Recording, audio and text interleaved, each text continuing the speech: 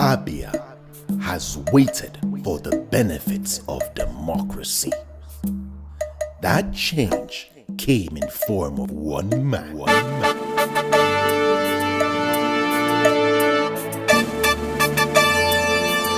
Uchendu.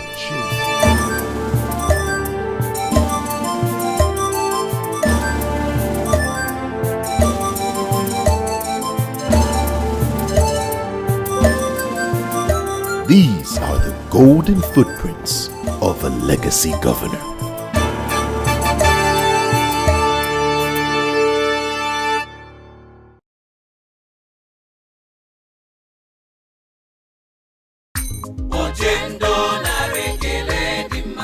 Agriculture is the backbone of every society. This statement is true of Abia State due to the uncommon transformation of the executive governor, Governor Theodore Ahamefula Orji, in the agricultural sector.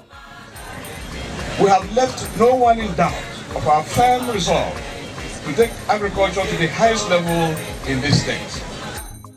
The state of agriculture and meat on ground was not satisfactory. We have had somebody like Michael Okpara, who is from this state, and who initiated the policy of back to land. The man is known for his agri projects, and I saw that we were not living up to expectations. So that was the situation I met on the ground. That the farm estates we had, which were established by Okpara, were all moribund. All those good initiatives he took about agriculture were not working very fine. God, in his benevolence, has blessed his own state with good vegetation and soil for excellent yields, and his excellency in all wisdom has keyed into this.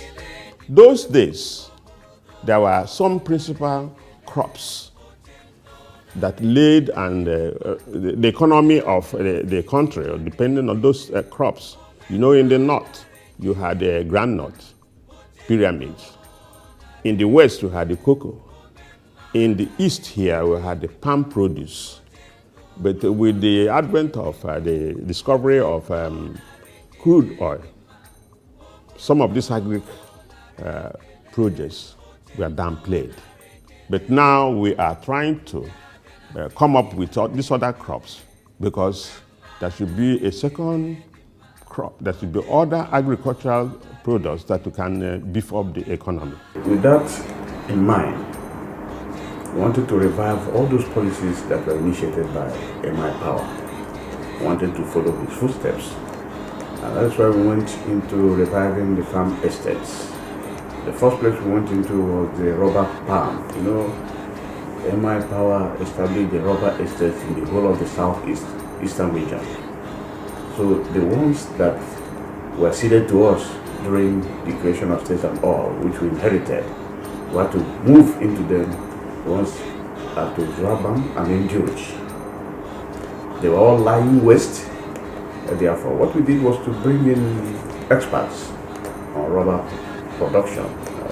We had this company in Benin that is known for managing rubber estates. We brought them in, and had an MOU with them, and the MOU is working fine. So they took over the management of the rubber plantations and employed our own people also. The initial people they employed 500, and thereafter they employed another 500, making a total of 1,000 of our youths that are gainfully employed in the rubber estates in Orji.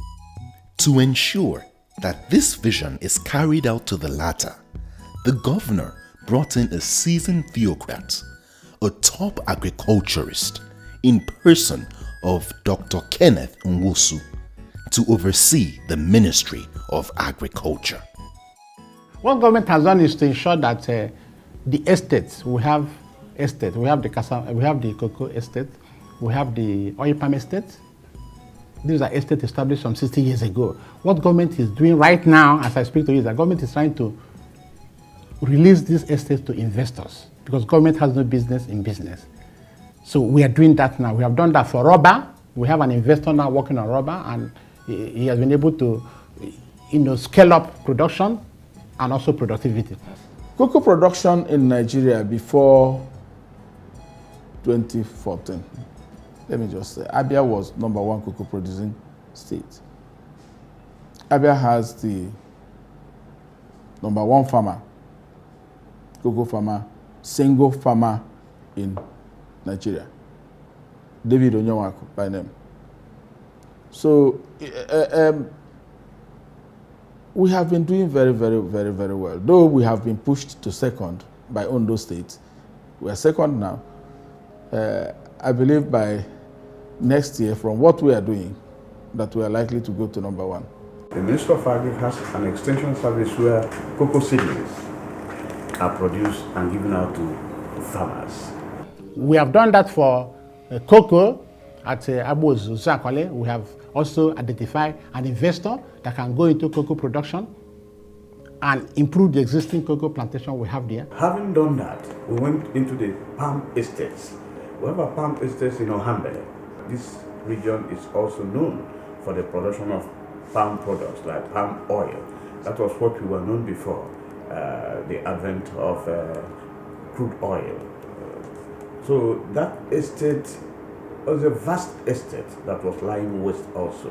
So what we did something that we did with the rubber estate. We brought in managers, those who are experienced. And our cashew estate also, we're also trying to get an investor, our cashew estate at Umunochi. We are trying to get an investor that will be able to handle that. So these are areas we have competitive advantage. And this government is ensuring that we can release this estate to investors so that they can develop the estate, develop the productivity, and be able to export some of these things. So that's an area government has keyed into by making the conditions favorable, because it has to be favorable. To tackle the challenges of youth unemployment, restiveness, and idleness, and to get the youths at their optimum productivity and self-actualization, the Abia Liberation Farms was conceived to liberate his people from hunger and train the youths in modern techniques to meet up with the global trend in agriculture. We went ahead and established what we call the Liberation Farms. The Liberation Farms are in the 3 senatorial zones of the state for a start. And in these farms, we train the youths on farming. We have one which we opened that is functional, that has employed 40 youths. What we are doing now is to fence off the place so that the crops will be protected. The Liberation Farm project is purely a demonstration project. There we try to showcase the best plantain varieties, we try to showcase the best cassava varieties, we try to showcase the best yam varieties, and all that we try to showcase within the community, and that is one way of extending technologies to people in the rural area, because you find that they're located in the rural area. We have been to load this in the rural area. Farmers can key into those technologies. It means now for those farmers around there, we can release cassava cuttings for them from that liberation farm, and they tend to multiply.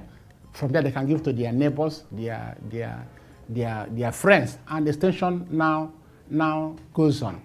The global thinking is that agriculture henceforth should be commercialized. So Abia Liberation Farm is the Abia State concept for commercialization of agriculture in Abia State. We are thinking that farming in Abia State henceforth should not be subsistence. You should invest and expect to get your dividends back. So we are helping the farmers to commercialize. The government wants to use it to create jobs for the indigenous. Palm oil is more expensive than even the crude oil, because 1 liter of the crude oil is now about 140 naira, while the other one, palm oil, is about 500 naira. And now I know that we can be able to feed ourselves if we depend on agriculture solely and develop it. And the governor is determined to develop it. Liberation Farm reduce unemployment in Okwa West. It has liberated us from unemployment. So our people are benefiting on it through employing our children and also putting food on our table. Let me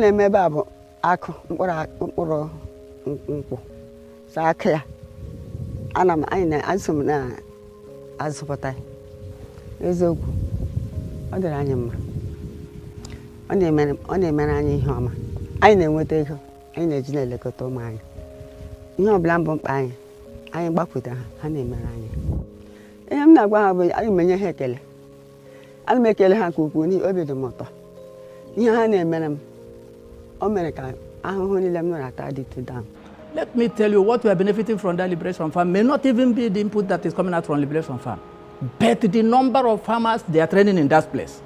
It has now made the youth now. The youth are now coming back into agriculture because they are now being trained, they are now being exposed, they are now being made to understand that agriculture is holistic.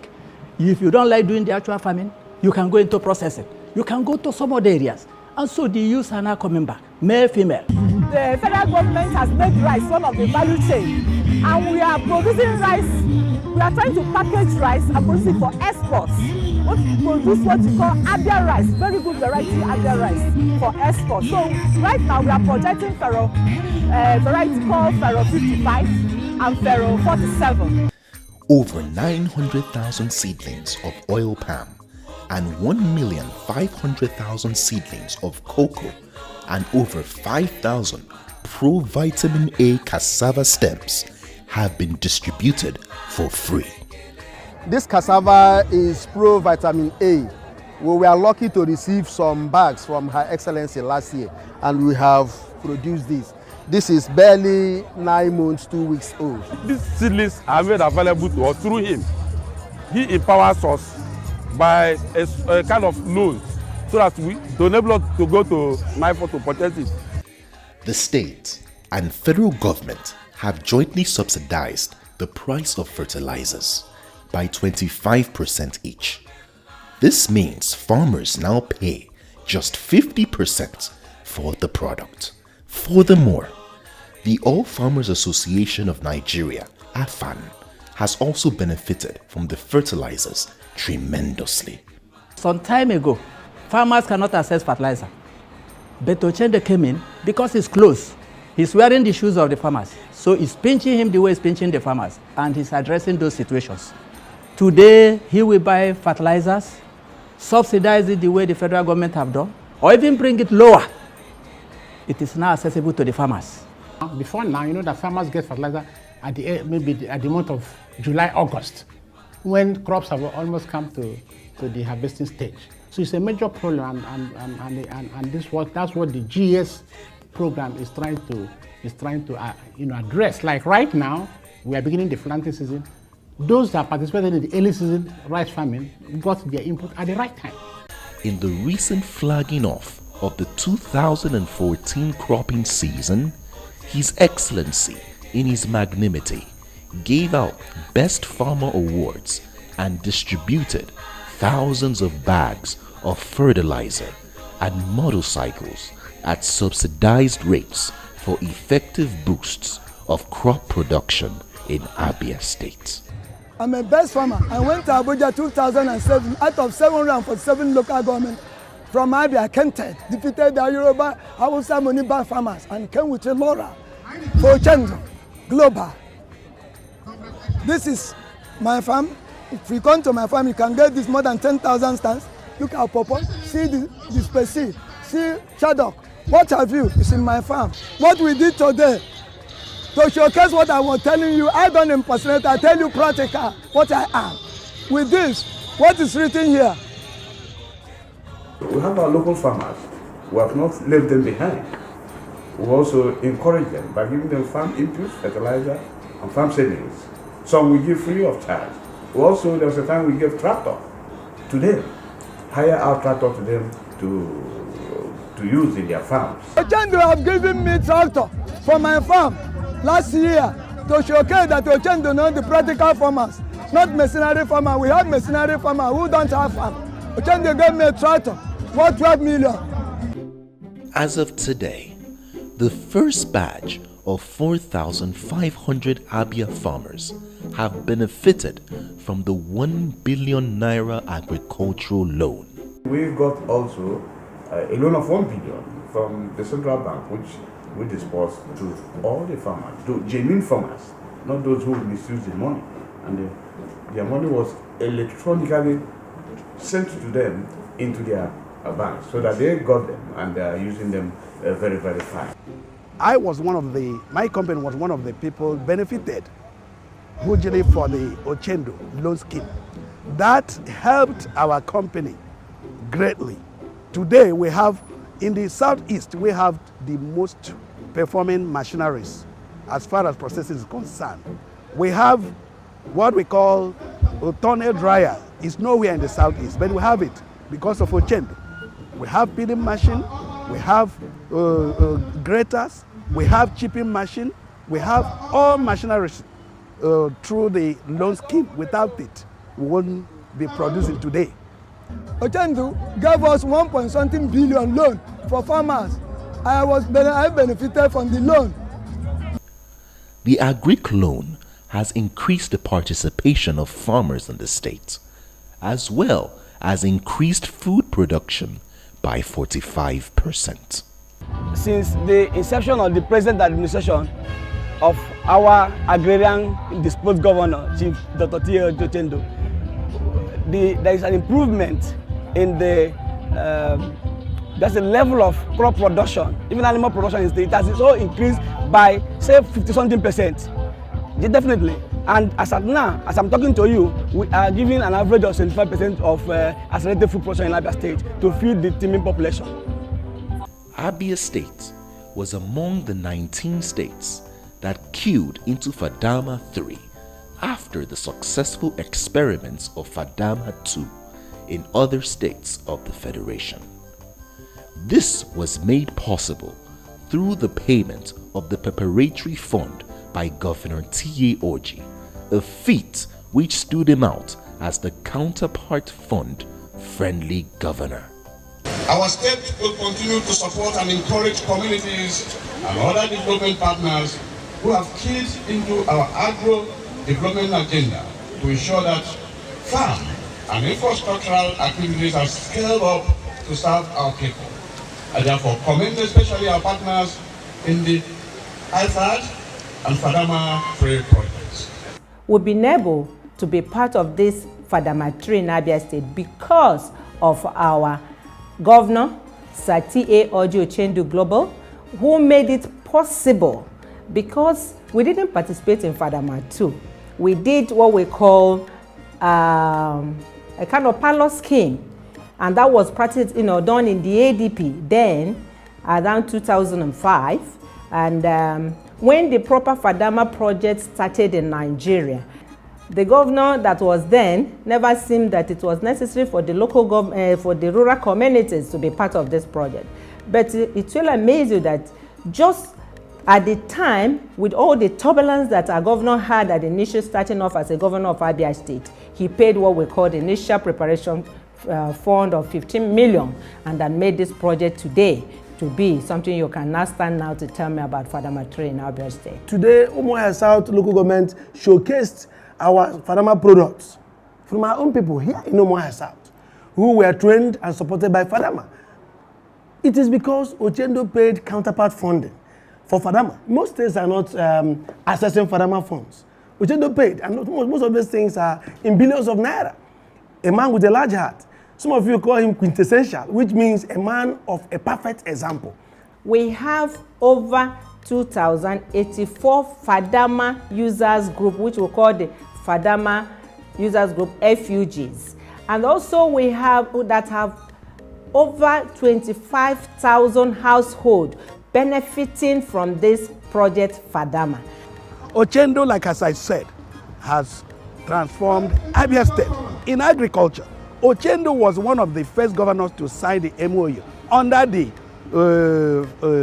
240 tons of cassava, high-quality cassava flour in Nigeria. He was one of the first to sign the MOU.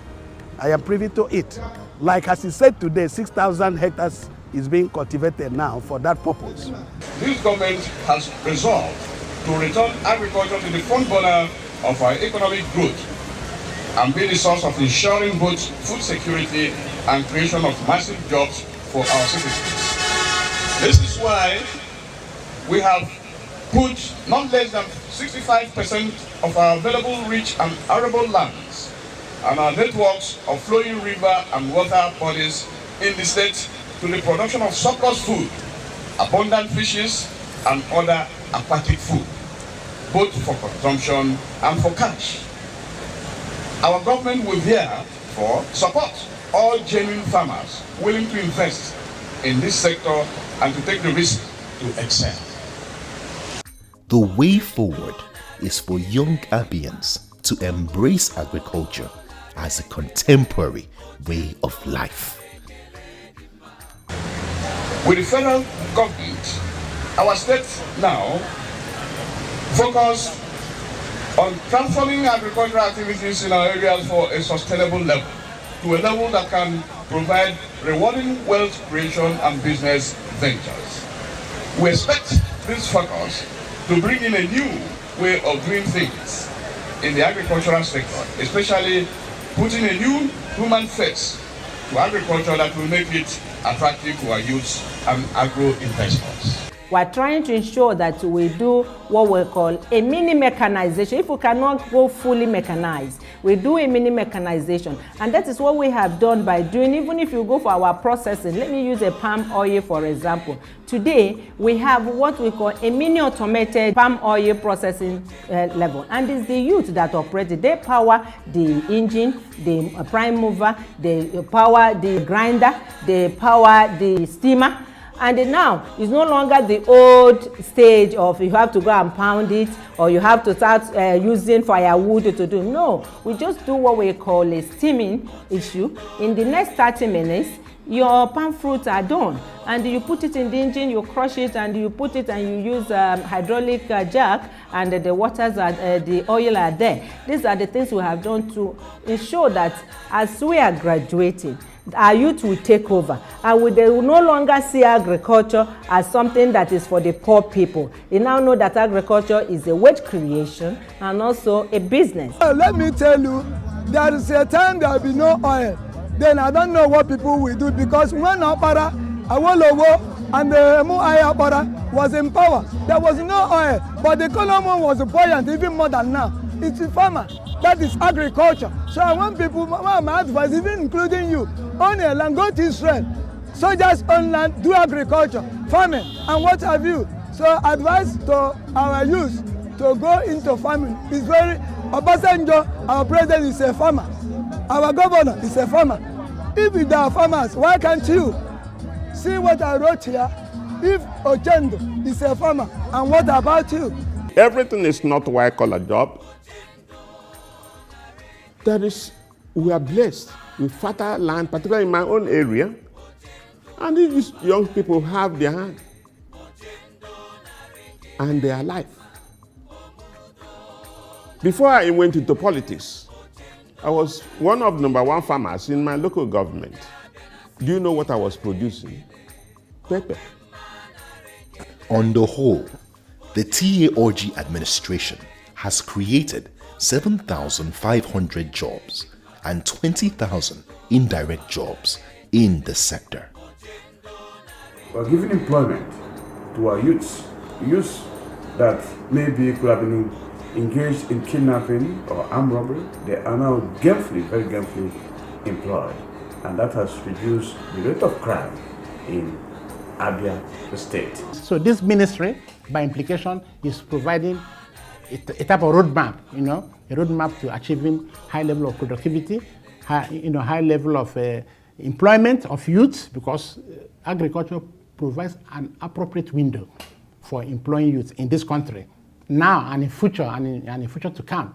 And therefore, this government of Chief Orji is very anxious to ensure that agriculture occupies its rightful place and that we take a full advantage of the facilities we have in that area. We know Ochendo Global is trying. He's the owner of here. Without him, this thing cannot exist. we say bravo to him. And then one pakpasara hanging a maga. So be Jenna Tomato. If the present tempo is sustained, then I think in the next 5 years, Abia will be self-sufficient in food production. Now Abians can comfortably feed themselves and export food to other states, thanks to the riches Governor T.A. Orji is able to show his people through agriculture. The way forward is to emphasize less on the petroleum sector and more on agriculture. As far as agricultural products are concerned in Abia, I think we are doing well. We have not concentrated on all these areas. You know, we produce cocoa, we have cashew, they're all here. Like we do rice, the same. We encourage all this so that our people can have food on their table. And the excess we can now sell to outsiders.